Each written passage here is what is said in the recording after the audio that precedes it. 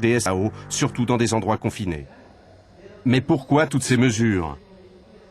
Parce que la réduction progressive des CFC a entraîné l'émergence d'un commerce clandestin d'importance considérable. Réadapter l'équipement fonctionnant à base de CFC peut être extrêmement coûteux et les produits de substitution sont souvent plus onéreux. Pour ces deux raisons, l'usage des CFC conserve tout son intérêt pour certains. La conversion des voitures climatisées aux États-Unis, par exemple, coûterait 8 fois plus cher que l'utilisation de produits interdits. S'il existe des CFC recyclés, les substances vierges vendues clandestinement restent moins coûteuses. Et tout cela, bien sûr, constitue un excellent terreau pour le marché noir. Lorsqu'on intercepte une cargaison de CFC, on ne sait pas si elle est légale ou illégale. Et le fait est qu'on en trouve encore vendus légalement dans les pays développés, même après le terme de leur réduction progressive. Cependant, il existe des dérogations pour les inhalateurs destinés aux asthmatiques, ainsi que pour le matériel produit et stocké avant l'interdiction totale des CFC. Par ailleurs, les pays développés sont encore autorisés à produire du matériel pour les pays en voie de développement. En raison de cette réglementation à plusieurs vitesses et de la concordance entre les législations sur les produits visiblement similaires, la détection des substances qui appauvrissent la couche d'ozone devient ardue et complexe. Autre bémol, la difficulté de différencier les substances autrefois utilisées des nouvelles SAO, généralement moins coûteuses. Mais alors que faire ? Les douanes et les organismes gouvernementaux peuvent déjà vérifier si les CFC recyclés et importés proviennent de pays possédant l'équipement nécessaire à leur recyclage, car un grand nombre de pays, surtout les plus petits, n'ont pas les installations nécessaires. Et il est suspect de recevoir soudainement une grande quantité de substances recyclées en provenance d'un pays dont vous savez pertinemment qu'il n'est pas équipé pour assurer ce recyclage. Il est donc très difficile d'évaluer l'étendue de ce marché noir. Les sources les plus fiables estiment à 1000 tonnes la quantité de ces substances circulant de façon illicite chaque année, mais ce chiffre pourrait être bien plus élevé. Il est très lucratif de continuer à faire fonctionner un équipement avec des CFC clandestins. Il est plutôt difficile de s'en procurer légalement, alors on se tourne généralement vers le marché noir, ce qui est moins coûteux que de remplacer les machines. On sait que le commerce illégal des CFC continue encore aujourd'hui aux États-Unis, en Europe et au Japon. Dans les pays en voie de développement, ce marché noir est très difficile à estimer. Nous n'avons pas le moindre chiffre, pas la plus vague idée. Mais lorsque les autorités se mettent à chercher des CFC légaux, généralement, car c'est un marché omniprésent, tous les principaux pays en voie de développement sont de grands consommateurs. On recense un grand nombre de saisies fructueuses, par exemple entre la Chine et Singapour ou en direction du Mozambique. Il suffit aux autorités indiennes de chercher un peu pour tomber sur une cargaison illégale. Nous n'avons eu aucun mal à arrêter le camion. Il a été amené au DRI de Patna, nous en avons fait l'inventaire, nous avons fait faire une analyse pour savoir s'il s'agissait de CFC. Tout a été correctement répertorié. Puis la marchandise a été confisquée en vertu de la loi sur les douanes. Sa valeur totale a été estimée à 25 lakhs, soit 0,0034 € avec le camion. Le chauffeur a été arrêté, ainsi qu'une autre personne prétendant être le transporteur de la marchandise. Ils ont été payés en prison en vertu de la loi sur les douanes. La contrebande de CFC entre les frontières népalaises et indiennes était due à une certaine époque au fait que le Népal ne contrôlait pas ces flux de CFC. Des quantités phénoménales de chlorofluorocarbures ont été importées dans le pays, dépassant de loin les besoins nationaux. Ainsi, la majorité de ces importations ont été réacheminées illégalement vers l'Inde. Des enquêtes nous révèlent les ficelles de cette contrebande.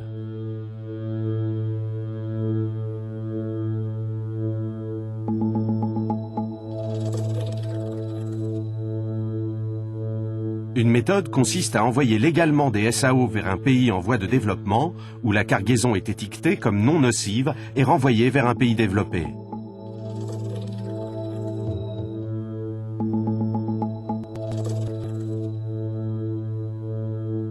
Autre possibilité, les substances sont transférées vers un pays de transit, les conteneurs sont envoyés dans le pays en voie de développement auquel ils étaient destinés et leur contenu est vendu sur le marché noir local.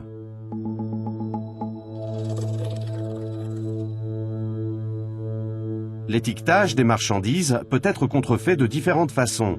Il peut par exemple indiquer un faux pays d'origine.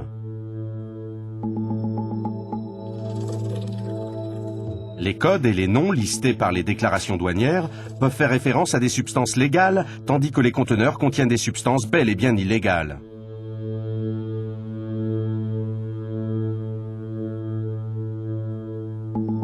Il est facile de cacher le contenu compromettant en intégrant de cela à un conteneur rempli de SAO.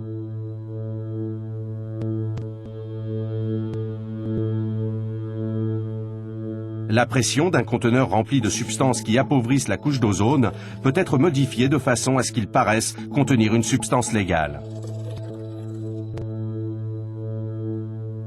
Lorsqu'un conteneur a été repeint et réétiqueté, c'est qu'il contient probablement des produits chimiques illégaux.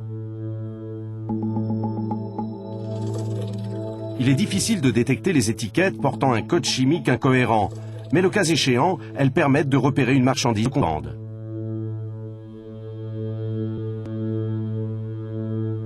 Illégales de substances qui appauvrissent la couche d'ozone, souvent appellent à des messies dans la face à votre disga. Rencontre visuelle, cachée à l'option du morceau récupération de produits vierges. Lorsque le moindre doute subsiste sur un formulaire de douane, la marchandise devrait être entièrement contrôlée. Les importateurs déclarant des substituts de SAO, tels que les réfrigérants à base d'hydrocarbures, mais ne présentant pas d'autorisation, doivent faire l'objet d'un examen plus précis. Comme il n'est rentable de vendre les réfrigérants qu'en grande quantité, les grosses cargaisons de HFC ou de réfrigérants à base d'hydrocarbures devraient être passées au peigne fin, car on ne les consomme généralement qu'en petite quantité. Il est nécessaire de vérifier que les étiquettes n'ont pas été falsifiées et sont conformes aux nomenclatures ARE, CAS et ISO. L'absence du nom du producteur sur le conteneur doit être suspecte. Les réfrigérants à base d'hydrocarbures, tels que le R600, qui ne portent pas l'étiquette des produits inflammables, doivent être contrôlés. Les valves des conteneurs peuvent indiquer la présence de substances qui appauvrissent la couche d'ozone. En effet, il est facile de différencier les versions autorisées des versions falsifiées. Certains importateurs se retrouvent parfois involontairement dans l'illégalité parce qu'ils ignorent la loi. Ils doivent donc être informés des législations en vigueur. Une bonne circulation de l'information permet souvent d'intercepter des produits de contrebande. Il serait donc bon d'instaurer des bases de données nationales et internationales pour permettre une double vérification de toute déclaration douanière. Le nom, l'étiquetage et le conditionnement des substances qui appauvrissent la couche d'ozone ne sont pas uniformisés d'un pays à l'autre, mais il existe des systèmes de classification harmonisés. Par ailleurs, les codes industriels, les noms des produits chimiques et les noms commerciaux sont quant à eux bien connus.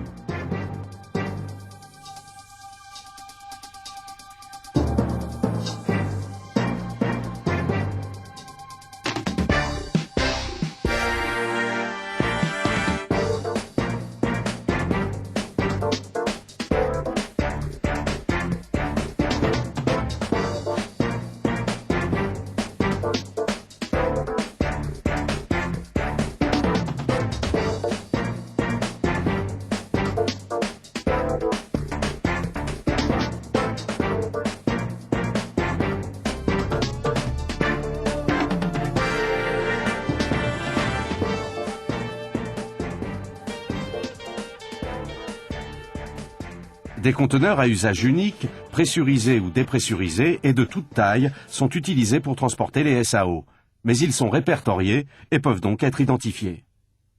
En outre, les étiquettes et leur emplacement sont très variables, mais souvent conformes à la nomenclature HRE. La manipulation des substances qui appauvrissent la couche d'ozone nécessite un personnel spécialisé, car certaines d'entre elles sont inflammables et pressurisées. Il est essentiel de pouvoir faire appel à ce type de personnel. Lors de leur formation, les agents des douanes doivent étudier les réglementations en vigueur ainsi que les substances, apprendre à les identifier et à les manipuler. Les mesures locales doivent être prises par les acteurs nationaux. Et les agents des douanes sont les principaux acteurs de la mise en œuvre des politiques et le fait de gouvernance.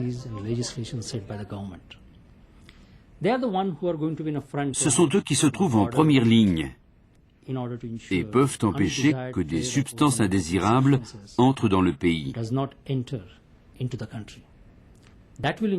Ce sont eux qui garantissent le respect des traités internationaux et l'imperméabilité des frontières.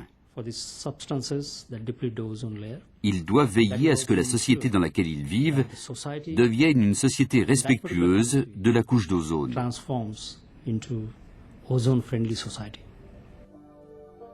Sauver la couche d'ozone permettra d'épargner un grand nombre de vies. La communauté internationale a fait un pas sans égal vers l'élimination des agents responsables de son amincissement. Le protocole de Montréal a remporté plusieurs batailles, mais il n'a pas encore gagné la guerre. Il reste encore beaucoup à faire pour régler définitivement le problème de l'appauvrissement de la couche d'ozone.